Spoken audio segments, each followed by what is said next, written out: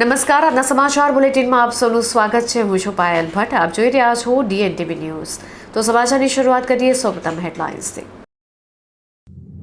આદ્ય કવિ નરસિંહ મહેતાની જન્મ જયંતિ નિમિત્તે પાલિકા દ્વારા ભાવવંદના અને પુષ્પાંજલિ અર્પણ કરવામાં આવી.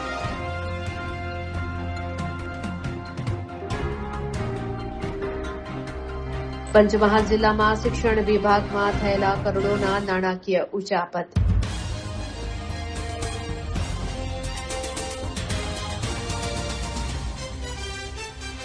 ગુજરાત સ્થાપના દિવસથી હેલ્મેટના કડક અમલની શરૂઆત.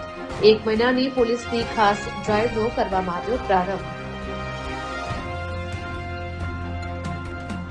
હવે જોઈએ સમાચાર વિગતવાર. આદ્ય કવિ નરસિંહ મહેતાની જન્મ જયંતિ નિમિત્તે વડોદરા મહાનગરપાલિકા દ્વારા પુષ્પાંજલિ અર્પણ કરવાનો કાર્યક્રમ યોજવામાં આવ્યો હતો. ગુજરાતી સાહિત્યના આદ્ય કવિ અને ભક્ત શિરોમણી નરસિંહ મહેતાની જન્મ જયંતિ પ્રસંગે સંસ્કારી નગરી વડોદરામાં ભક્તિમય માહોલ જોવા મળ્યો છે. આ અવસરે વડોદરા મહાનગરપાલિકા દ્વારા શહેરના LNT સર્કલ પાસે સ્થાપિત કવિ નરસિંહ મહેતાની પ્રતિમાને પુષ્પાંજલિ અર્પણ કરી શ્રદ્ધાંજલિ પાઠવવામાં આવી હતી. આ પ્રસંગે મહાનગરપાલિકાના પદાધિકારીઓ અને ઉચ્ચ અધિકારીઓ બહોળી સંખ્યામાં ઉપસ્થિત રહ્યા હતા. ઉપસ્થિત મહાનુભાવોએ નરસિંહ મહેતાની પ્રતિમાને હારતોરા કરી તેમના જીવન અને કવનને યાદ કર્યા હતા. મહાનુભાવોએ જણાવ્યું હતું કે નરસિંહ મહેતાએ આપેલા વૈષ્ણવજન જેવા પદો આજે પણ વિશ્વભરમાં માનવતા અને સમભાવનો અપ્રતિમ સંદેશ ફેલાવી રહ્યા છે. નરસિંહ મહેતાના પ્રભાત્યા અને તેમની કૃષ્ણ ભક્તિ ગુજરાતી સંસ્કૃતિનો અભિન્ન અંગ છે. વડોદરા જેવી કલા અને સાહિત્યપ્રેમી નગરીમાં આવા કાર્યક્રમો દ્વારા યુવા પેઢીને આપણી મૂળભૂત સંસ્કૃતિ અને મૂલ્યો તરફ વાળવાનો એક સ્તુત્ય પ્રયાસ કરવામાં આવ્યો છે. વહીવટીતંત્રના આ આયોજનને શહેરના સાહિત્ય પ્રેમીઓએ બિરદાવ્યું હતું.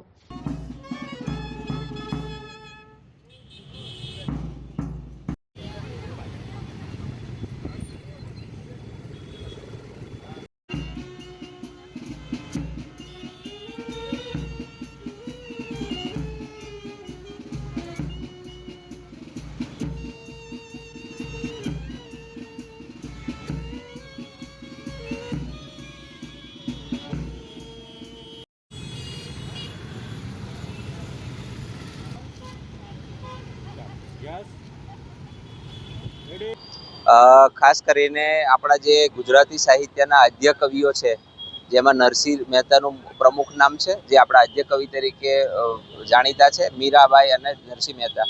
આજે નરસિંહ મહેતાની જે જન્મ જયંતિ છે એ મુજબનો પુષ્પાંજલિનો કાર્યક્રમ જે દર વર્ષની જેમ કોર્પોરેશન તરફથી રાખવામાં આવ્યો છે. અહીંના જે એમના નાગર લોકોનું જે ટ્રસ્ટ છે એમના તરફથી પણ કોર્પોરેશન ખૂબ સારો સાથ સહકાર મળ્યો છે. સાહિત્યમાં ખૂબ સારું યોગદાન આપનાર નરસિંહ મહેતાને આ પ્રસંગે કોર્પોરેશન તરફથી આપણે એમને શ્રદ્ધાંજલિ અર્પણ કરીએ છીએ. એમની જન્મજયંતિ નિમિત્તે આપણે એમને પુષ્પાંજલિ અર્પણ કરીએ છીએ અને નગરજનોને પણ સાહિત્ય માટે, ગુજરાતી સાહિત્ય માટે વધુમાં વધુ વેગ મળે એ માટે પણ આપણે એમને શુભેચ્છાઓ પાઠવીએ છીએ. પંચમહાલમાં શિક્ષણ જગતને લાંછન લાગે તેવી ઘટના પ્રકાશમાં આવી છે. પંચમહાલ જિલ્લાના સમગ્ર શિક્ષા અભિયાન વિભાગમાં ભ્રષ્ટાચારનો મસમોટો મામલો સામે આવતા શિક્ષણ જગતમાં ભારે ખળભળાટ મચી ગયો છે. વિભાગમાં કરાર આધારિત ફરજ બજાવતા 2 કર્મચારીઓએ ખાનગી એજન્સીઓ સાથે મળીને સરકારી તિજોરીને ₹2,79,00,000થી વધુનો ચૂનો લગાવ્યો હોવાનું બહાર આવ્યું છે. વર્ષ 2024-25 અને 2025-26 દરમિયાન હિસાબી અધિકારી પૂજન જોશી અને નીતિન પટેલ નામના કર્મચારીઓએ આ કૌભાંડ આચર્યું હતું. જિલ્લાની પ્રાથમિક શાળાઓ માટે કમ્પ્યુટર મશીનરી, સ્માર્ટ ક્લાસના સાધનો અને ફાયર સેફટીના ઉપકરણોની કોઈપણ પ્રકારની ખરીદી કર્યા વગર કે પૂર્વ મંજૂરી મેળવ્યા વિના માત્ર બોગસ બિલો રજૂ કરીને નાણાં હડપ કરી લેવામાં આવ્યા હતા. ચોંકાવનારી વિગત એ છે કે આ કર્મચારીઓએ જિલ્લા પ્રાથમિક શિક્ષણ અધિકારીની બોગસ સહીઓ કરી હતી. એટલું જ નહીં, પોતાની બદલી થઈ ગયા બાદ પણ સત્તાવાર હોદ્દાનો દુરુપયોગ કરી ઇન્ટરનેટ બેન્કિંગ દ્વારા સરકારી નાણાં ખાનગી એજન્સીઓના ખાતામાં ટ્રાન્સફર કર્યા હતા. આ સમગ્ર કૌભાંડ ત્યારે પ્રકાશમાં આવ્યું જ્યારે જિલ્લા પ્રાથમિક શિક્ષણ અધિકારી દ્વારા વાર્ષિક હિસાબોનું ઓડિટ કરાવવામાં આવ્યું. ઓડિટમાં શંકાસ્પદ વ્યવહારો જણાતા તપાસ દરમિયાન કરોડોની ઉચાપતની વિગતો ખુલી છે. હાલ આ મામલે કાયદેસરની કાર્યવાહી હાથ ધરવામાં આવી છે. સમગ્ર શિક્ષા અંતર્ગત જિલ્લા કચેરીની અંદર ફરજ બજાવતા તત્કાલીન હિસાબી અધિકારી પૂજનભાઈ જોશી અને QEM OIC છે એ નીતિનભાઈ પટેલ, આ બંને કર્મચારી જે તે વખતે ફરજ બજાવતા હતા. એમના સમયગાળા દરમિયાન તેમણે બોગસ ખરીદી કરી, બનાવટી દસ્તાવેજ ઊભા કરી અને એમણે અને અન્ય એજન્સી જેના ખાતામાં નાણાકીય ટ્રાન્સફર કરી અને માત્ર કાગળ ઉપર ખરીદી કરી સરકારશ્રી પક્ષે 2,79 લાખ જેટલી માતબાર રકમનું આર્થિક નુકસાન પહોંચાડ્યું છે. આ નાણાકીય ઉચાપતની આજ રોજ FIR નોંધવામાં આવી છે. આ બાબતે હવે પોલીસ વિભાગ છે એ આગળની કાર્યવાહી હાથ ધરશે. કયા કૌભાંડની અંદર છે જે ઉચાપત થઈ છે એમાં કયા બિલો રજૂ કયા, શું ખરીદી કરવામાં આવી હતી, કેટલું ટોટલ કોણ કોણ સામેલ?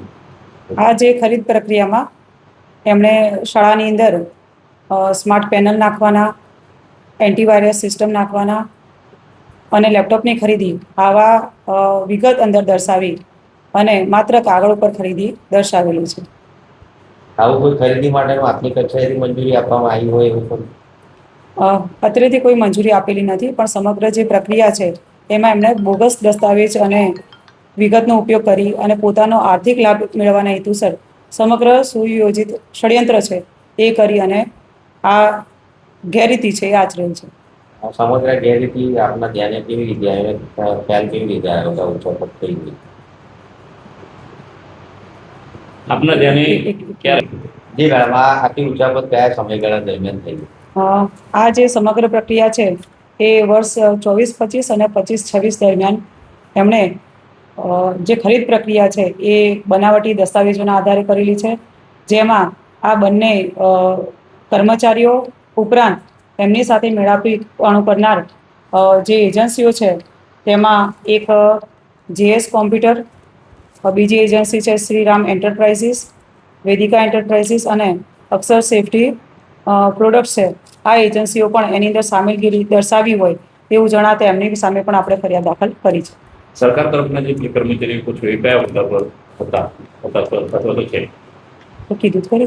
ગુજરાત સ્થાપના દિવસથી હેલ્મેટના કડક અમલ માટે 1 મહિનાની પોલીસની ખાસ ડ્રાઇવનો પ્રારંભ કરવામાં આવ્યો છે.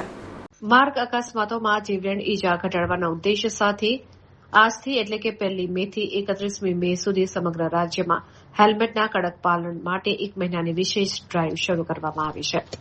આ ઝુંબેશ અંતર્ગત હવે માત્ર બાઇક ચાલક જ નહીં પરંતુ પાછળ બેસનાર માટે પણ હેલ્મેટ પહેરવું ફરજિયાત બનાવવામાં આવ્યું છે. મોટા શહેરોમાં તબક્કાવાર રીતે આ અમલવારી વધુ કડક બનાવવામાં આવશે. જે વાહન ચાલકો નિયમનો ભંગ કરશે તેમની સામે સ્થળ પર દંડ અથવા તો કાયદેસરની કાર્યવાહી હાથ ધરવામાં આવશે. જનતામાં શિસ્ત લાવવા પહેલા પોલીસ તંત્રએ પોતાની કચેરીઓથી જ આ અભિયાનનો પ્રારંભ કર્યો છે. તમામ મુખ્ય સરકારી કચેરીઓના પ્રવેશ દ્વાર પર ટ્રાફિક પોલીસ તૈનાત કરવામાં આવી છે. જો કોઈ પોલીસ કર્મચારી કે સરકારી કર્મચારી હેલ્મેટ વગર જણાશે તો તેમની સામે પણ સામાન્ય નાગરિકની જેમ જ શિક્ષાત્મક પગલાં લેવામાં આવશે. વડોદરા સહિત રાજ્યના અન્ય મોટા શહેરોમાં ટ્રાફિક શાખા દ્વારા ઠેર ઠેર ચેકિંગ પોઇન્ટ્સ ઉભા કરવામાં આવ્યા છે. પોલીસનો મુખ્ય આશય દંડ વસૂલવાનો નથી, પરંતુ પ્રજાની સુરક્ષા એ જ પોલીસની પ્રથમ પ્રાથમિકતાના સૂત્રને સાર્થક કરવાનું છે. વાહન ચાલકોને અપીલ કરવામાં આવે છે કે તેઓ પોતાની સુરક્ષા માટે હેલ્મેટનો અચૂક ઉપયોગ કરે.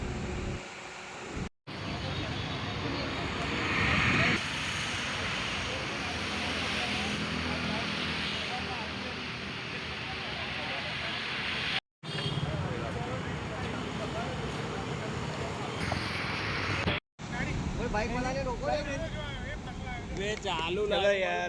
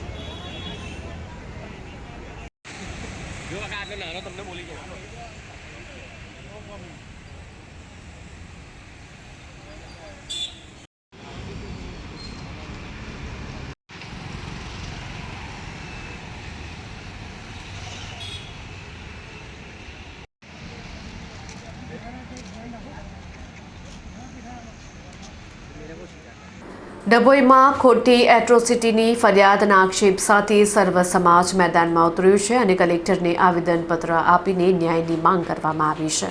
ડભોઈમાં સ્થાનિક સ્વરાજ્યની ચૂંટણીના ગરમાવા વચ્ચે રાજકીય કિન્નાખોરીના આક્ષેપો સાથે વાતાવરણ ઉગ્ર બન્યું છે. ગત તારીખ 13 એપ્રિલ 2026ના રોજ ફોર્મ ખેંચવા બાબતે થયેલા ઘર્ષણ બાદ બારોટ અને પટેલ સમાજના યુવકો વિરુદ્ધ નોંધાયેલી એટ્રોસિટીની ફરિયાદને ખોટી ગણાવી ડભોઈના સર્વ સમાજના લોકોએ વડોદરા જિલ્લા કલેક્ટર અને જિલ્લા પોલીસ વડાને આવેદનપત્ર પાઠવ્યું હતું. સ્થાનિકોના જણાવ્યા અનુસાર 15 એપ્રિલ 2026ના રોજ જે યુવકો વિરુદ્ધ એટ્રોસિટીની ફરિયાદ દાખલ કરવામાં આવી છે તે સંપૂર્ણપણે પાયાવિહોણી છે.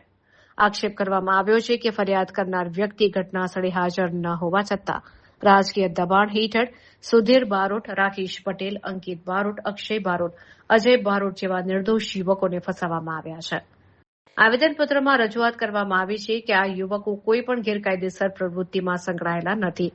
માત્ર ચૂંટણીલક્ષી વેરઝેરને કારણે તેમને નિશાન બનાવવામાં આવ્યા છે.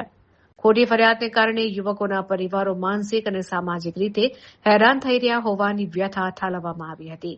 સર્વ સમાજના અગ્રણીઓએ ચીમકી આપી છે કે જો આ મામલે યોગ્ય અને તટસ્થ તપાસ કરી ખોટી ફરિયાદો રદ કરવામાં નહીં આવે તો આગામી દિવસોમાં આંદોલન વધુ તેજ બનાવવામાં આવશે. જિલ્લા પોલીસ વડાએ આ મામલે પુરાવાઓની ચકાસણી કરી યોગ્ય તપાસ કરવાની ખાતરી આપી છે. હાલ ડભોઈમાં આ કિસ્સાને લઈને ભારે ચર્ચા જાગી છે. ચાલુ રાખો.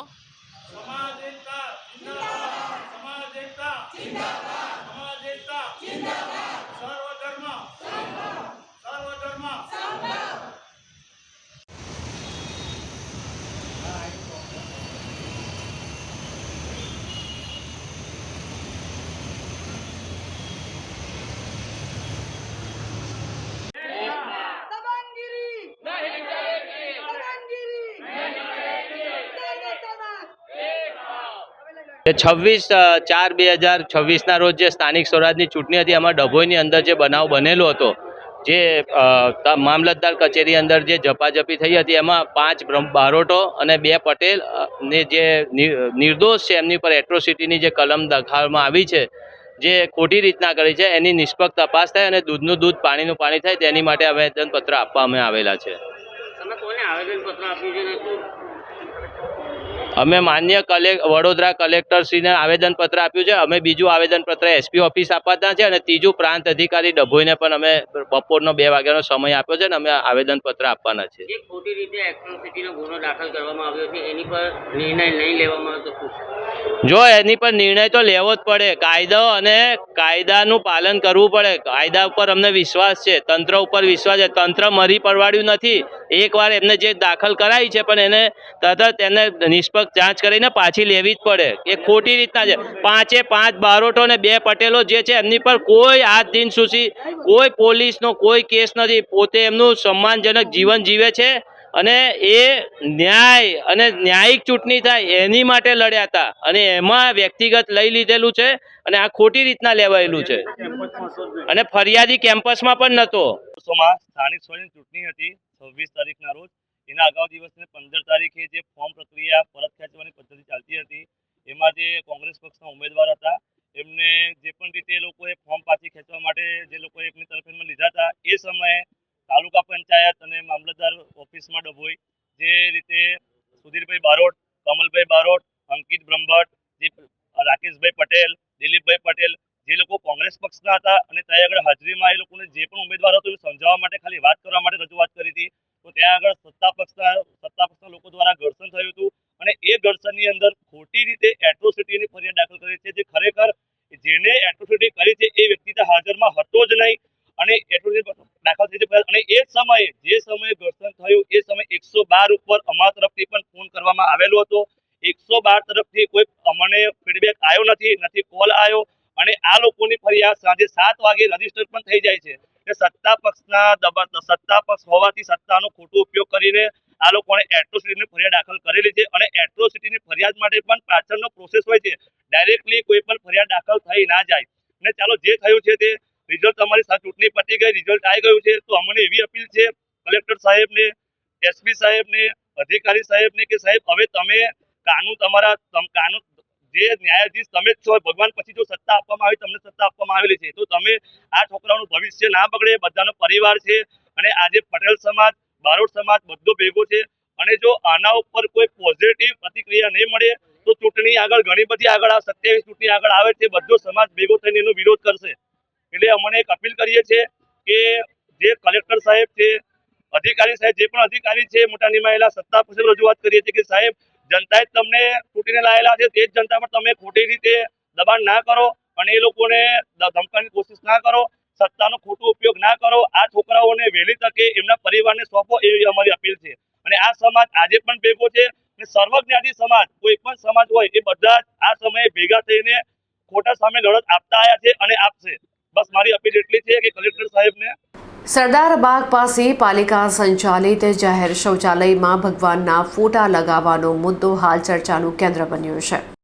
વડોદરા મ્યુનિસિપલ કોર્પોરેશન દ્વારા સંચાલિત શૌચાલયની અંદરની દિવાલો પર કોર્પોરેશનના જ એક કર્મચારી દ્વારા દેવી દેવતાઓના ફોટા અને પોસ્ટરો લગાવવામાં આવ્યા હતા. સામાન્ય રીતે લોકો દિવાલો ગંદી ન કરે કે પાન મસાલાની પિચકારી ન મારે તેવા આશયથી ફોટા લગાવવામાં આવતા હોય છે. જોકે શૌચાલય જેવી અશુદ્ધ જગ્યાએ ભગવાનના પોસ્ટરો લગાવવાને ભાવિકોએ ધાર્મિક આસ્થાનું અપમાન ગણાવ્યું હતું. આ ઘટનાની જાણ થતાં જ કોંગ્રેસના કાર્યકર સ્વેજલ વ્યાસ અને રાકેશ ઠાકોર સ્થળ પર પહોંચ્યા હતા અને ઉગ્ર વિરોધ નોંધાવ્યો હતો. કાર્યકરોએ વિરોધ પ્રદર્શન દરમિયાન જાતે જ શૌચાલયની દિવાલો પરથી ભગવાનના પોસ્ટરો ઉખાડી નાખ્યા હતા. કાર્યકરોએ આક્ષેપ કર્યો હતો કે આ કૃત્ય દ્વારા હિન્દુ ધર્મની આસ્થાને ઠેસ પહોંચાડવામાં આવી છે. આ સાથે જ કર્મચારીઓની આવી હરકતો પર ઉચ્ચ અધિકારીઓની દેખરેખના અભાવ સામે પણ સવાલો ઉઠાવવામાં આવ્યા હતા. હાલમાં તમામ પોસ્ટરો હટાવી લેવામાં આવ્યા છે, પરંતુ આ વિવાદે સોશિયલ મીડિયા અને સ્થાનિક સ્તરે રાજકીય ગરમાવો લાવી દીધો છે. શાસક પક્ષ અને વિપક્ષ સામસામે આવતા આ મુદ્દો વડોદરામાં ટોક ઓફ ધ ટાઉન બન્યો છે. संभालने वाले लोगों को आपको संभालना चाहिए, आपका धर्म से जुड़ा हुआ है। बात में नंबर है आपके पास तो कैसे निकाल के रखो, यहाँ कहाँ पे लगाओ, तुमको लगाना है। कल मैं यहाँ पे पूजा कॉल पाठ करके चली जाऊँ तो चलेगा क्या? तो आप ध्यान क्या देते हो? वो कंप्लेन भी करेंगे। अरे मैं ऐसा नहीं बोल रही। निकालना ना चाहिए, आप हिंदू नहीं है, आपको तमीज नहीं है कि आप निकाल दे। तो उसने कहा था हम बाहर रखवा देंगे। कहाँ बाहर रखवा देंगे? एक मिनट निकलवा दो।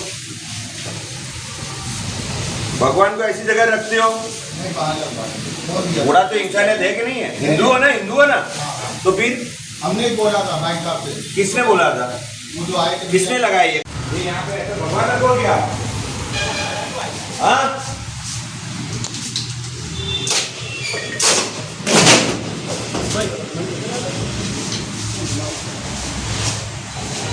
कहाँ पर है वाले? हाँ भाई ये भगवान रखने की जगह क्या अंदर? कोई भाई साहब किसने रखा? वो जो आए थे कौन था? ऑफिस तो वाला। आपको पता नहीं चला कि भगवान है वहाँ रखने की जगह क्या? हमने उससे बोला। વડોદરા કોર્પોરેશન દ્વારા આજે શૌચાલયની અંદર જ્યાં લોકો સુલભ શૌચાલય કરે છે એની અંદર એની ઉપર જ ભગવાનના ફોટા, આપણા રાજાના ફોટા, શંકર ભગવાનની મૂર્તિના ફોટા, ઘણા બધા લોકોની આસ્થા સાથે આ ખિલવાડ છે. હિન્દુ હિત की बात करेगा वही देश पे राज करेगा ના નામના સૂત્રના હિન્દુત્વના નામ પર આવેલી સરકાર આજે ભગવાનને એવી જગ્યા પર મૂક્યા છે કે શરમસાર થઈ ગયા છે. આ વસ્તુ પણ અહીંયા એક મુસ્લિમ ભાઈ આવ્યો ને એને લાગણી દુભાઈને એ અમને કીધું કે ભાઈ સ્વિજલભાઈ આ આપણા ભગવાન દેવી દેવતાનું અપમાન છે. જ્યારે મુસ્લિમ ભાઈઓને શરમ આવતી હોય ત્યારે આ હિન્દુ જે સત્તા પર બેઠા છે એમને ખબર નહીં કયા અંશે અમે શું કહીએ અત્યારે કે ભગવાનને આવી જગ્યા પર તમને બીજી કોઈ જગ્યા મળી જ ના કે જ્યાં સુલભ શૌચાલય છે, શૌચાલય કરીએ છીએ એની ઉપર જ તમે ભગવાનના પોસ્ટર મૂકી દો, રાજા મહારાજાના પોસ્ટર મૂકી દો.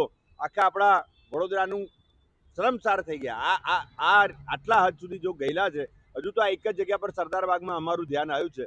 હજુ વડોદરા શહેરના તમામ શૌચાલયમાં જે કોઈ લોકો છે એ પણ જુએ અને આવી રીતે હોય તો અમે તો પોસ્ટર ફાડી નાખ્યું છે અને આ તંત્રને પણ કે જો આવી રીતે બીજી વાર કૃત્ય કરશો તો અમે સાખી નહીં લઈએ. કારણ કે આ દેવી દેવતાના તમે અપમાન કરો છો, અમારા ભગવાનનું અપમાન કરો છો, અમારા ધર્મને લાગણી દુભાઈ છે આનાથી. અમે અહીંયા અધિકારીને પૂછ્યું છે, જે બેઠા છે સુલભ શૌચાલય સચવવા, એમણે કીધું કે કોર્પોરેશનની ગાડી આવે છે, એ લોકો જ આવીને લગાવે છે અને એ લોકોએ જ હમણાં 2 દિવસ પહેલા જ લગાવ્યું છે. એ લોકોએ ના પાડી, જે શૌચાલય સાચો છે એમણે ના પાડી કે આ ભગવાન છે અહીંયા ના લગાવાય, તેમ છતાં તે લોકોએ લગાવ્યા છે. એ વાતનો વિરોધ છે કે ખબર નહીં આ જાણી જોઈને આવું કૃત્ય કરવામાં આવ્યું છે કે ભૂલથી થયું છે. આની તપાસ થવી જોઈએ, કારણ કે આનાથી શહેરના ઘણા બધા હિન્દુ લોકોની લાગણી દુભાઈ છે. જે કામ કરવામાં છે ખૂબ જ ખરાબ કૃત્ય છે. એટલે મેં તો કહેવા માંગુ, જેને બી આ કામ કર્યું છે એની પર આકરા પગલા લેવા જોઈએ, અને જ્યાં જ્યાં બીજી જગ્યાએ બી આવા પોસ્ટર લગાવે એને કોર્પોરેશને તાત્કાલિક, અને જ્યાં બી ત્યાં જાગૃત નાગરિક હોય ત્યાં ચેક કરીને, અમે તો 2-3 શૌચાલયમાં અને આ વસ્તુ ખબર પડતા અમે ચેક કરાવ્યું, પણ ત્યાં નથી, પણ જ્યાં હોય ત્યાં ચેક કરાવી અને નીકાળી લેવું જોઈએ.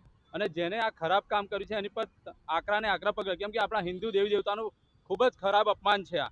એનાથી આપણી લાગણી દુભાઈ છે અને લોકોને બી ખરાબ લાગી રહ્યું છે. કીર્તિ મંદિર ખાતે આર્ટ ઇન હાર્ટ ચિત્ર પ્રદર્શનીનો પ્રારંભ કરવામાં આવ્યો છે, જેમાં 150થી વધુ કલાકૃતિઓ આકર્ષણનું કેન્દ્ર બની છે. કલાનગરી વડોદરામાં કલા અને સંસ્કૃતિના વારસાને જીવંત રાખતા વધુ એક સુંદર આયોજનનો પ્રારંભ થયો છે. આર્ટ ઇન હાર્ટ ગ્રુપ દ્વારા વડોદરાના ઐતિહાસિક કીર્તિ મંદિરની આર્ટ ગેલેરી ખાતે ભવ્ય ચિત્ર પ્રદર્શનનું આયોજન કરવામાં આવ્યું છે. આ પ્રદર્શનમાં વડોદરા શહેર તેમજ આસપાસના વિસ્તારોના અંદાજે 25 જેટલા નિષ્ણાત કલાકારોએ પોતાની અદભુત કલાશક્તિનું પ્રદર્શન કર્યું છે.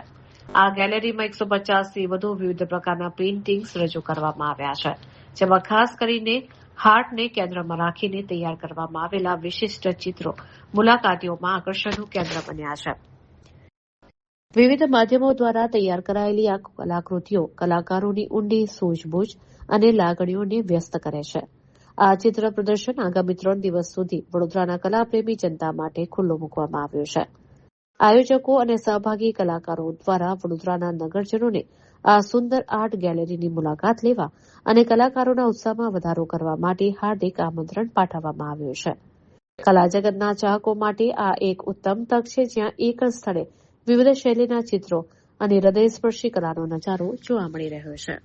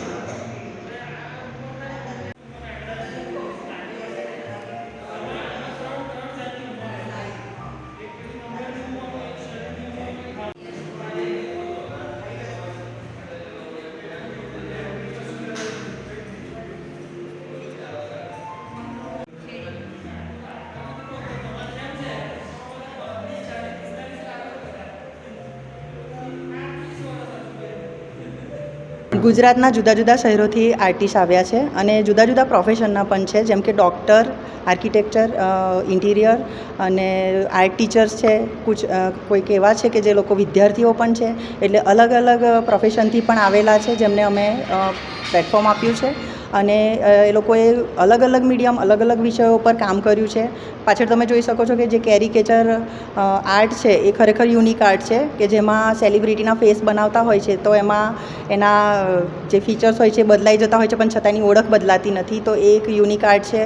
અને અહીંયા એટલા બધા જુદા વોટર કલર પેઇન્ટિંગ છે, એક્રેલિક પેઇન્ટિંગ છે, મંડાલા છે, ટેક્સચર આર્ટ છે, મિક્સ મીડિયામાં છે, એવી રીતે જુદા જુદા ઘણા પેઇન્ટિંગ્સ અહીંયા પ્રદર્શિત થયા છે. 150થી પણ વધારે આર્ટવર્ક અહીંયા અમે પ્રદર્શિત કર્યા છે. એટલે હું ચોક્કસથી વડોદરાની જનતાને દરખાસ્ત કરું છું કે પ્લીઝ આવો, થોડો સમય કાઢો અને અમારા કલાકારોને પ્રોત્સાહિત કરો. એ લોકોએ ખરેખર ખૂબ મહેનત કરી છે અને બસ એ જ મારું કહેવું છે કે ચોક્કસથી મુલાકાત લો. કેટલા દિવસ સમય આ એક્ઝિબિશન ચાલુ? 3 દિવસ સુધી અમારું આ એક્ઝિબિશન છે. આજે જેનું ઇનોગ્રેશન થયું છે, એટલે આજે કાલે અને પરમ દિવસે એમ 3 દિવસ 1લી, 2જી, 3જી મેના રોજ અમારું આ એક્ઝિબિશન છે.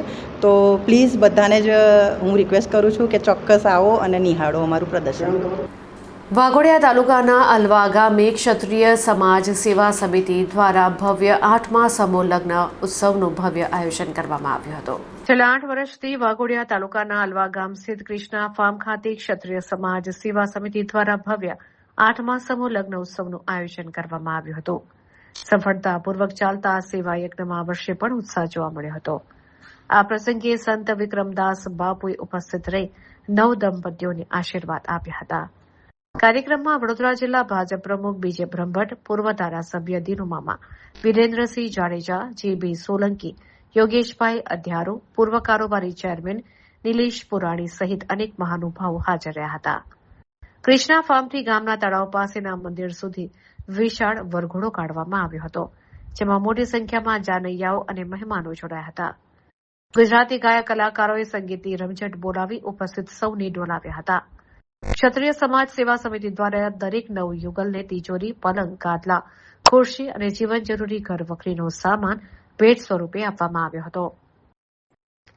વાઘોડિયા તાલુકા ક્ષત્રિય સમાજ સેવાના પ્રમુખ ગોરધન કાકા, રતનસિંહ, સનતભાઈ, સતીશભાઈ મકવાણાના અથાગ પ્રયત્નોથી આ ભગીરથ કાર્ય સંપન્ન થયું હતું. ત્યારે આયોજનથી સમાજમાં મોંઘાદાટ લગ્ન ખર્ચ બચાવી સમૂહ લગ્નની પ્રથાને પ્રોત્સાહન પૂરું પાડવામાં આવ્યું છે.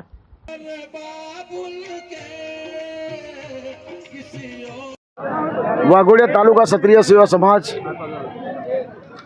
નું વિરાટ સર્વજ્ઞાતિ 8મો સમૂહ લગ્નોત્સવ નું આયોજન આજે વાઘોડિયા તાલુકાના અલવા ગામ ખાતે રાખેલ હતું. જેમાં અમારા સમાજના પ્રમુખ શ્રી ગોરધન કાકા, મંત્રી શ્રી રતનસિંહભાઈ તથા તમામ વડીલો એના સાથ સહકારથી આજે અમે 8મો સમૂહ લગ્નોત્સવ નું વિરાટ અને ભવ્ય આયોજન કરી 151 નવયુગલ દંપતીને આશીર્વાદ આપી અને એમનું લગ્ન જીવન સુખી રહે એવી શુભેચ્છા પાઠવી છે. માતાજીને પ્રાર્થના કરીએ કે અમે વર્ષો વર્ષ આ રીતે વાઘોડિયા તાલુકા ક્ષત્રિય સેવા સમાજ આ રીતે 151 નહીં પણ એનાથી પણ વધારે દીકરા દીકરીઓના લગ્ન કરાવે એવી માતાજીને પ્રાર્થના. સતત વાઘોડિયા તાલુકા ક્ષત્રિય સેવા સમાજ છેલ્લા 30 વર્ષથી ખાલી ક્ષત્રિય સેવા સમાજનું જ આયોજન કરતો હતો, પણ છેલ્લા 8 વર્ષથી સર્વજ્ઞાતિ સમૂહ લગ્નનું આયોજન કરે છે. વર્ષો વર્ષ 151 દીકરીઓના લગ્ન અમે કરતા રહ્યા છે અને માતાજી જ્યાં સુધી અમને આશીર્વાદ આપે ત્યાં સુધી અમે કરતા રહીશું. વડોદરા શહેરના વોર્ડ નંબર 6માં ડ્રેનેજની સમસ્યાને લઈને સ્થાનિકોમાં ભારે આક્રોશ જોવા મળી રહ્યો છે. ત્યારે સ્માર્ટ સિટીના દાવા વચ્ચે સ્થાનિકો દ્વારા કોર્પોરેટરના ઘેરાવ કરવાની ચીમકી ઉચ્ચારવામાં આવી છે. ફતેપુરા પોસ્ટ ઓફિસ પાસે જલારામ ટ્રાન્સપોર્ટની બાજુમાં આવેલ વિસ્તારમાં છેલ્લા ઘણા સમયથી ડ્રેનેજ લાઇનની સમસ્યાએ વિકરાળ સ્વરૂપ ધારણ કર્યું છે, જેને કારણે સ્થાનિકોમાં વહીવટીતંત્ર અને ચૂંટાયેલા પ્રતિનિધિઓ સામે ભારે આક્રોશ જોવા મળી રહ્યો છે. સ્થાનિક રહેવાસીઓના જણાવ્યા અનુસાર વિસ્તારમાં આવેલા મોટા અપાર્ટમેન્ટના ડ્રેનેજ જોડાણોને કારણે લાઇન વારંવાર ચોકઅપ થઈ જાય છે. આ ગંભીર પ્રશ્ન અંગે અનેકવાર રજૂઆત કરવા છતાં તંત્ર દ્વારા માત્ર આશ્વાસનો જ મળ્યા છે. ચૂંટણી પૂર્ણ થયાના હજી માંડ 24 થી 48 કલાક જેટલો સમય વીત્યો છે, ત્યાં ફરી ગટરના પાણી ઉભરાતા રહીશોની ધીરજ ખૂટી ગઈ છે. સ્થાનિકોએ સ્પષ્ટ ચીમકી આપી છે કે જો આગામી દિવસોમાં ડ્રેનેજનું કાયમી નિરાકરણ નહીં આવે તો તેઓ ભેગા થઈને વિસ્તારના કોર્પોરેટરનો ઘેરાવ કરશે. કાગળ પરની સ્માર્ટ સિટી અને જમીન સ્તરની વાસ્તવિકતા વચ્ચેનો તફાવત હવે લોકો માટે સજા સમાન બની ગયો છે. ભર ઉનાળે ગંદકી અને દુર્ગંધ વચ્ચે જીવતા વિસ્તારના લોકો હવે આરપારના મૂડમાં છે. તંત્ર તાત્કાલિક હસ્તક્ષેપ કરીને આ નરકાગાર જેવી સ્થિતિમાંથી મુક્તિ અપાવે તેવી ઉગ્ર માંગ ઉઠી છે. આ કયો વિસ્તાર છે ભાઈ? આ ફતેપુરા વિસ્તાર છે, જલારામ ટ્રાન્સપોર્ટ. શું થયું છે? આ 4-5 દિવસથી ગટર ઉભા રહી છે અને કોઈ આવતું નહીં, કોર્પોરેટર કોઈ જોવા આવતું નહીં. ઇલેક્શન પહેલા કોઈ આવેલું? કોઈ આવેલું નથી. એટલે કોઈ ફેરનીમાં બી નહીં આવ્યા? કોઈ દેખાતું એટલે ઇલેક્શનની ફેરનીમાં આવેલા વોટિંગ લેવા? એ લોકો ખાલી એ બોલવા આવેલા એટલું જ પર એના પછી કોઈ આવ્યું નથી. કયો વોટ લાગ્યા? 100 નંબરનો વોર્ડ લાગ્યો. તો આ હતા અત્યાર સુધીના સમાચાર. વધુ સમાચાર સાથે ફરીથી મળીશું. ત્યાં સુધી મને રજા આપશો. નમસ્કાર.